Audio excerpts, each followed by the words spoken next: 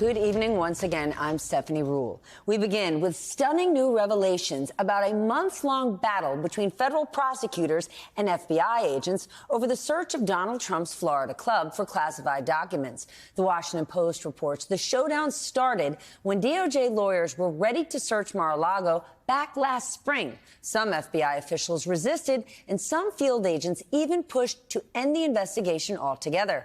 Our friend Carol Leonnig is one of the reporters who broke that story. Earlier today, she explained how the clash went on for many months.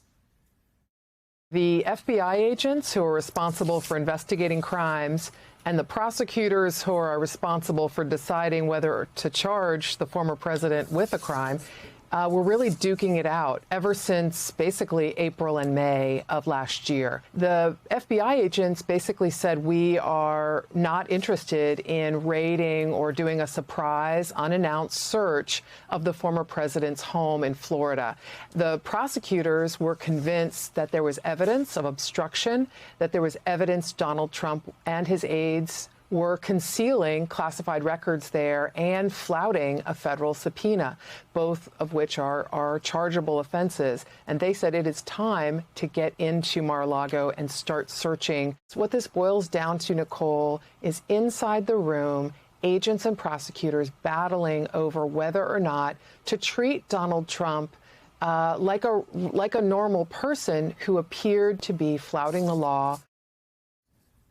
As we all saw, that search of Mar-a-Lago did take place on August 8th of last year, and agents recovered more than 100 classified items. The FBI and the DOJ declined to comment on the Post story, but Attorney General Merrick Garland was grilled about it during a Senate hearing that took place earlier today. I'm not able to describe the investigation, I will say, as a general matter and at a high level of generality, that in my experience, long experience as a prosecutor, there is often a robust discussion, and in the end, and it's encouraged among investigators and prosecutors. Attorney General, my time is very made. Yes, and you made the decision. I did. That's right. Not, you said you did. No, I'm sorry. What I said was I approved the decision. So you didn't make the decision to raid?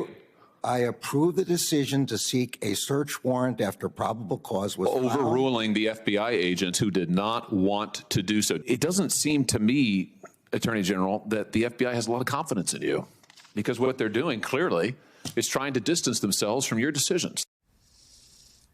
Meanwhile, the uproar is just getting louder after Dominion Voting Systems' explosive court filings in its lawsuit against Fox.